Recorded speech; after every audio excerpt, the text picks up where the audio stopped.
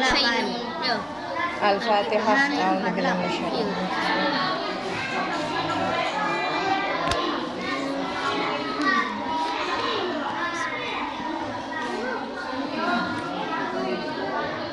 Al-kibru syainun, sombong itu celah. Ngerti sombong, kalau sombong ngerti semua ya. Hindari sombong. Kadang kita itu nggak ngerasa kejangkit sombong. Siapapun itu pasti ada sombong. Tapi jangan sampai diterus-teruskan ya. Contohnya nggak kerosot tapi sombong ya apa kayak sama apa jenengane urusan fisik atau wajah atau tubuh. Terbesit dalam benak kalian, hati kalian, oleh aku paling ayu dewe, oleh aku paling ganteng dewe. Itu kan mulai merasuk, tapi jangan diterus-terus. Aku paling pintar dewe, aku paling kusuk dewe. Nggak usah diteruskan. Karena itu tercela. Kenapa juga? Karena salah satu sifat yang dibenci Allah itu sombong. Karena yang berhak sombong itu hanya Allah. Selain Allah, kalau sombong itu sangat dibenci. Dan yang membuat iblis itu masuk neraka ya, terusir dari surga itu apa? Karena sombong.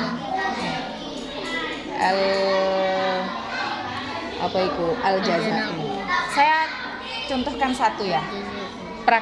Bukan praktek, kejadian nyata sombong, tapi nggak merasa sombong. Jadi sombong tuh nggak mesti teng terus nggak mesti. Tapi kadang sikap kamu diawali merasa lebih baik, itu sebenarnya sombong. Pernah saya itu ke pendopo ya. Pendopo itu di sana kan banyak orang ya, kan banyak petugas. Kan ada kader, ada siapa, banyak. Ada satu orang perempuan, kamu nggak mungkin tahu namanya, dan saya juga nggak tahu namanya ya. Satu orang perempuan kader, pokoknya orang di sana. Saya masuk, assalamualaikum. Kalau masuk kan adabnya senyum ya. Ya saya sudah senyum, assalamualaikum. Itu satu orang itu tetap dengan kesibukannya HP-nya tahu kalau saya masuk, nggak mempersilahkan masuk, nggak senyum. Diem toh, dia tahu kalau saya masuk. Jadi merasa bahwa dia dibutuhkan karena sudah menjadi petugas di desa. Jadi kalau suatu saat kamu punya kedudukan, dari Pak Inggi, dari opo jenengane aparat desa atau dari Pak Camat, jangan merasa saya punya kedudukan lebih tinggi dan orang lain butuh saya. Nggak boleh kayak gitu. Jadi akibatnya kayak gitu. Ada orang masuk ya nggak senyum, nggak mempersilahkan duduk, diem. Saya duduk di sampingnya, nggak ditanya, Mbak mau apa, kan gitu seharusnya. Mbak mau apa, diem terus. Ya saya mbak tempe. Kayak gitu. Ya saya ngomong terus sama si cilik ngomong. Nggak ngomong, nggak ya opo. Seharusnya kan kalau pelayan masyarakat, pejabat desa, pejabat pemerintah, pejabat kecamatan, orang datang langsung disambut, assalamualaikum, butuh apa mbak? Langsung. Itu salah satu. Yang lain banyak, bentuk sombong itu macam-macam. Terus yang kedua, al-jaza'u musibatun. Apa jaza itu?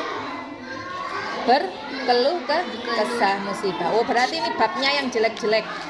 Keluh kesah itu musibah. Ini prakteknya banyak. Kalian pun seharusnya bisa praktek. Pelajarannya sedikit tapi prakteknya susah. Ya, jadi hindari dalam hidup itu berkeluh kesah. Ngerti keluh kesah? Sambatan. Keluh kesah itu sambatan. Walaupun kondisi sulit, hindari keluh kesah. Ya, terutama keluh kesahnya itu pada Allah. Kadang kalau sama manusia aja masih mendingan, tapi yang parah itu yang jangan sampai keluh kesah pada Allah. Contohnya kayak apa? Umpama kamu ditakdirkan miskin, umpamanya ya, ibu miskin atau suatu saat mendapat suami yang miskin. Terus terbesit dalam hati kamu atau dalam ucapan atau nggak diucapkan dalam hati. Ya Allah, kok cek anune temen jenengan nakdir. Apa kok tega sekali jenengan nakdirkan saya cek melase aku ditakdir itu namanya keluh kesah sama Allah. Jadi jangan terbesit kayak gitu, cek melase awak iki ditakdir miskin iku padha ambek keluh kesah sama Allah. Jadi jangan ada perasaan cek merasa awak iki, cek merasa awak iki. Itu gimana? Itu ada caranya, ada siasatnya.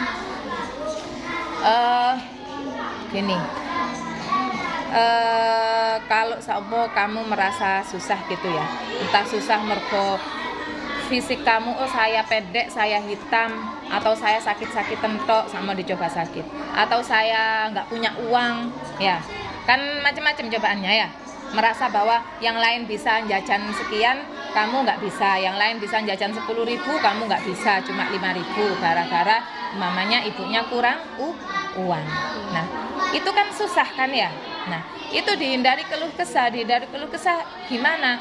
Ya yang pertama memang menerima pemberian apa adanya. Kedua memang diatur keuangannya. Ketiga, ketika sama masuk rasa itu mesti masuk. Cek sorone urip gitu mesti masuk. Langsung kamu alihkan. Saya mending bisa jajan, masih bisa makan. Itu ada orang saking nggak bisanya itu sampai ngemis, sampai gelandang, nggak punya rumah. Saya masih mending. Gitu caranya kayak gitu. Jadi hindari berkeluh kesah. Kalau keluh kesah ke sesama makhluk, contohnya ke sesama makhluk itu seumpama kamu punya adik cerewet atau punya mbak cerewet, Pak. Kakak cerewet. Justru ini tak bukti dong. Mbak kamu kok cek cerewete. Nah, itu masih mending. Maksudnya dosa itu enggak sebesar kalau keluh kesah pada Allah ya. Nah, itu masih mending. Tapi apa ya?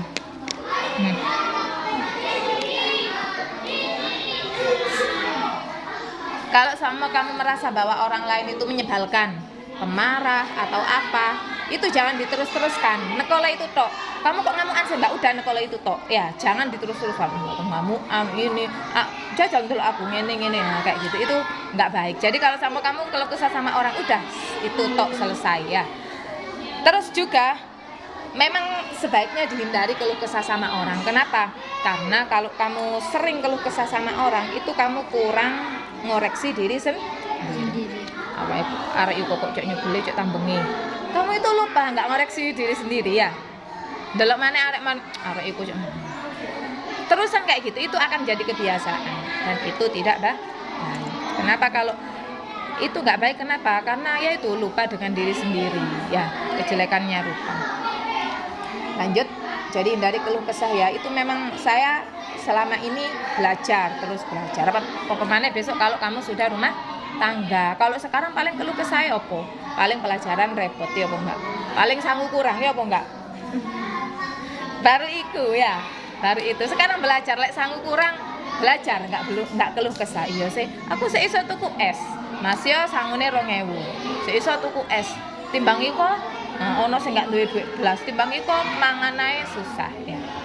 Itu harus timbangi kok loro, aku nggak sakit ya. Jadi menghindari keluh kesah. Albito latu. Yang nomor 3. Pengangguran itu bahaya, Bu. Iki 3 ini sip semua. Jangan sampai dilakukan. Yang ketiga pengangguran. Kenapa pengangguran itu bahaya? Makanya saya itu selalu pesan ke murid saya kalau sudah lulus. Kamu kalau sudah lulus, kamu kalau nggak pengen sekolah kerja, gitu saja. Kamu kalau nggak pengen sekolah kerja, jangan sampai nganggur. Kamu pun kayak gitu, jangan sampai banyak nganggur. Kenapa? Nganggur itu pasti dekat dengan maksiat. Gitu, wes. Terus yang pertama, terus yang kedua, nganggur itu pasti menurunkan kualitas kamu, baik kesehatan fisik atau kesehatan mental. Nah, nganggur kalau orang menemkok diam tok itu kan kalau nggak beraktivitas nggak kurang sehat ya. Orang nonton tok itu pasti kan lama-lama tumpul, nggak cerdas. Nah itu orang nganggur. Tapi kalau orang beraktivitas kayak kamu sekolah kayak gini, atau kalau kamu sudah nggak sekolah kerja ya. Kalau sekolah berarti tiap hari mesti tambah ilmu, tambah cerdas. Kalau orang kerja tiap hari gerak mesti tambah sehat.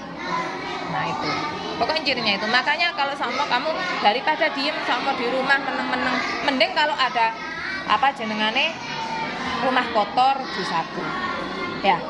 Kalau ada apa yang kotor dilakukan. Pokoknya wes apapun kegiatan itu dilakukan. Yang penting tidak nganggur. Nganggur itu lakukan kalau kamu sudah capek. Wah, aku sudah capek nyapu, sudah capek nulungi ibu, sudah capek belajar, leye-leye. Ya. Karena itu. Terus juga ini berhubungan dengan yang nganggur sama apa tadi, berkeluh kesah. Nah, kenapa keluh kesah dan nganggur itu bahaya? Ya, kalau kalian keluh kesahnya diterus-teruskan, apa jenenge sambatan dipikir terus dinemen-nemeno, jadinya akan stres. Ya, stres itu kenapa sih? Karena keluh kesah diterus-teruskan.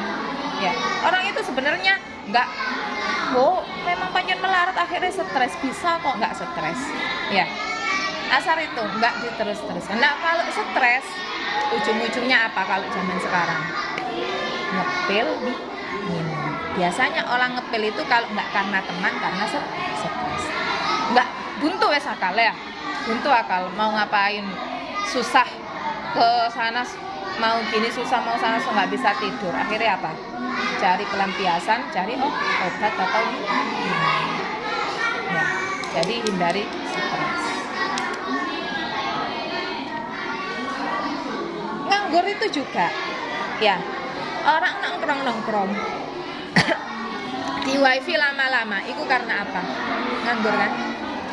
Lek nggak nganggur kober nongkrong ke wifi, nggak kober. Kamu kerjaan terus banyak, bantu ibu kerjain ini tahu-tahu capek, kober nongkrong ke wifi, kober. Ya, makanya awal mula dari maksiat itu, maksiat besar itu kalau enggak itu suka keluh kesah, nganggur. Ya.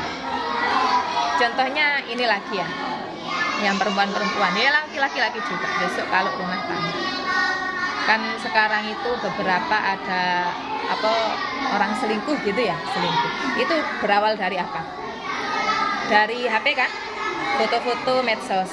Orang kok bermedsosan lama-lama itu karena apa? Nganggur. Iya apa enggak? Karena nganggur. Makanya nganggur itu banyak, dampak maksiat itu banyak. Iso nongkrong wifi ngepil, iso sama orang kalau rumah tangga nggak ada kerjaan, main HP lama, seneng selfie, akhirnya selingkuh. Ya kayak gitu ya. Makanya hindari nganggur dan hindari keluh. Terus yang keempat apa?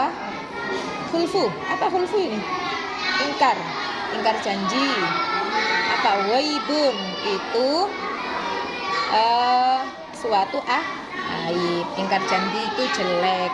Kalau ingkar janji itu mungkin jarang terjadi kalau kalian, tapi kalian jangan dibiasakan. Kalau udah janji ya wes ditepati. Kalau sama, termasuk nggak cuma janji, kalau sama ibu bilang kayak gini, ibu ngasih 2.000, yang 2.000 buat nabung, itu sama dengan kalau kamu ambil yang tabungan sama dengan ingkar janji. Dikasih 2.000 jajan, 2.000 nabung, ya harus dilakukan karena itu pelajaran penting. Kamu kalau terbiasa dikasih ibu 2.000 jajan, 2.000 nabung, diambil semua, kebiasaan buruk sampai lama kalau nggak diobati ya. Ada yang kayak gitu, kasih 2.000 dian ya.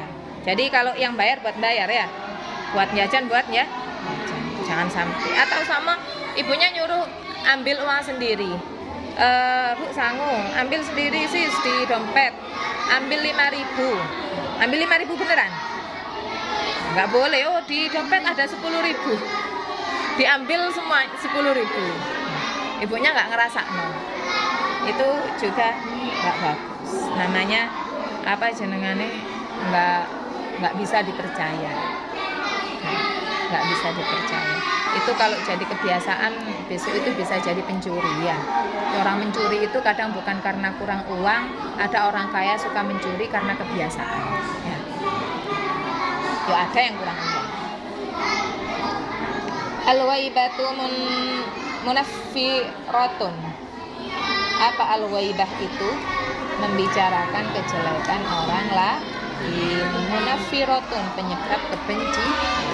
Ngerasani uang itu juga jelek. Dihindari, direm ngerasani orang, ya. Jangan dibiasakan. Usahakan kalau ngomong itu wes di luar kejelekan orang. Ngomong kamu tadi habis nonton, kamu tadi habis main, nggak apa-apa. Aku mau nonton iko seneng, nggak apa-apa ya. Hindari ngomong arek iko lo. Hindari kayak gitu ya. Direm wes ya, belajar ya kayak gitu. Makanya kalau sekarang masih mending apa ngobrolnya kamu, yo. Masih suka ngomongin orang. Ya, dikurangi sampai belas nggak ngomongin orang. Lah enemen besok kalau sudah rumah tangga itu nemen. Kenapa? Rumah tangga itu hobi-hobinya nonggo. Kan hobi-hobinya habis pekerjaan, habis kerja kan duduk ya. Itu rawan memang ngomongin Jadi kalau besok kamu berumah tangga, perbanyak kesibukan. Biar ngurangi kayak gitu kan nggak enak. Duduk bareng terus kamu sendiri nggak ngobrol kan nggak enak ya, temennya ngobrol. Biar nggak kayak gitu, apa ya, punya kesibukan saja, jadi nggak banyak gitu.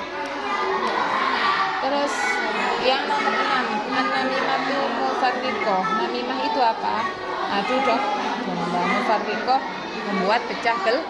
Ada orang kayak gini, seneng ngedu wong, nggak seneng sama orang itu, akhirnya diadu domba ya, difitnah, ngomong ke sana dengan omongan yang tidak sebenarnya. Aku lu mau ngene ke yang satunya biar nggak seneng gitu ya. Atau sama kamu ke guru bilang temennya aslinya nggak nyuntur, bilang neng mau aku nyuntur, mau aku mbak apalan, biar gurunya tidak seneng. Itu namanya adu domba. Biasanya kalau kayak gini itu biasanya prahara banyak di rumah tangga. Gak seneng nang tonggone, ngomong nang wong liya, wong iku lho cek medite. Kamu kalau diomongin orang, wong iku medit nggak tahu kayak ojo langsung ditangkap. Siapa tahu yang ngomong itu nggak seneng.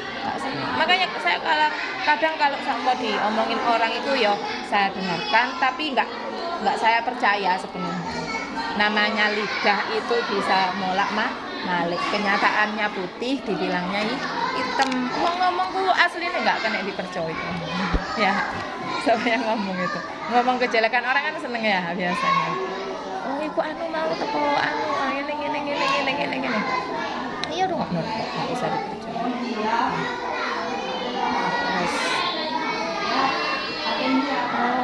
Kalau orang mata itu yang halaman 11.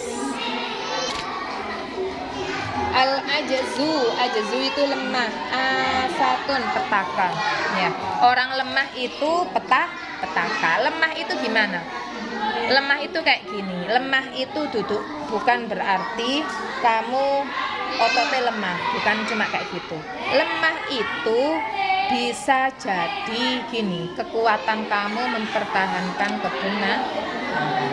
Jadi kamu kalau kuat mempertahankan sesuatu yang baik itu kamu kuat. Namanya kuat kalau di akhlak ya.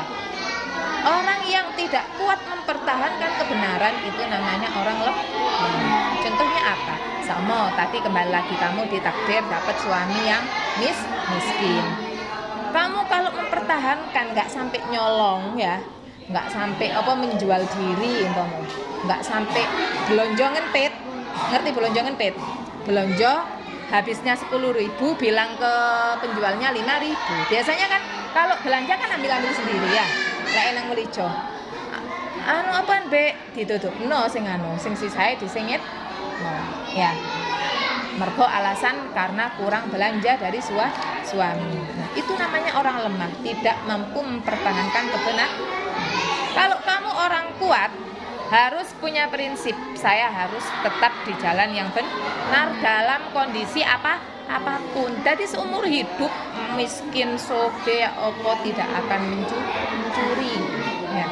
Nggak akan ambil punya orang. Sekarang orang itu ambil punya orang bukan karena miskin, bukan karena kaya, karena nggak kuat, ya. Paham ya? Nah itu kalau sama masalah uang. Masalah ini, dengarkan. Ini kembali ke masalah pergaulan Akbar. Nah, karena ini yang rawan laki-laki. Sekarang mungkin teman kamu kecil ya Akbar ya, mainnya bola. Semakin kamu dewasa, teman itu juga semakin dewasa. Nggak mungkin kamu besok dewasa teman dengan yang kecil. Pasti kamu akan berteman dengan seumuran. Kadang kamu bertemu teman itu ya nggak ketepaan ya. Kadang ketepaan teman itu ternyata jelek. Awalnya mungkin marung-marung, kamu ketepaan kepedok teman kok klop ya. Ternyata teman itu suatu saat ngajak marung ya. Ngajak marung karena saking klopnya. Biasanya teman kalau klop itu nurut ya, disuruh ini nurut ya. Kenapa? Karena takut tidak punya teman ya.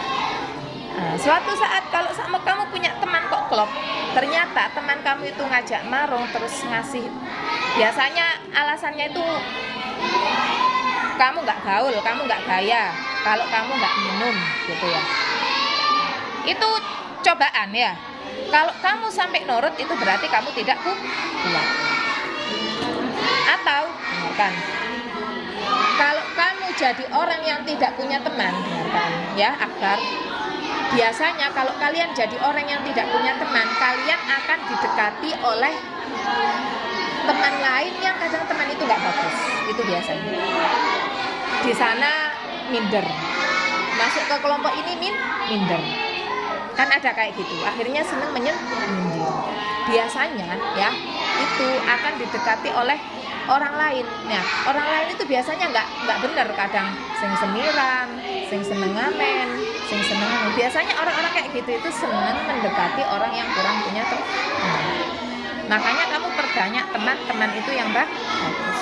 Kalau kamu memang penyendiri ya harus betah dengan menyendirinya. Jangan sampai katut dengan teman yang tidak benar. Karena awal mula dari anak muda itu terjebak ke minum atau ke pil itu nomor satu teman. Nomor satu itu teman ya. Ada gara-gara dia minder, nggak punya teman, akhirnya dideketi orang itu.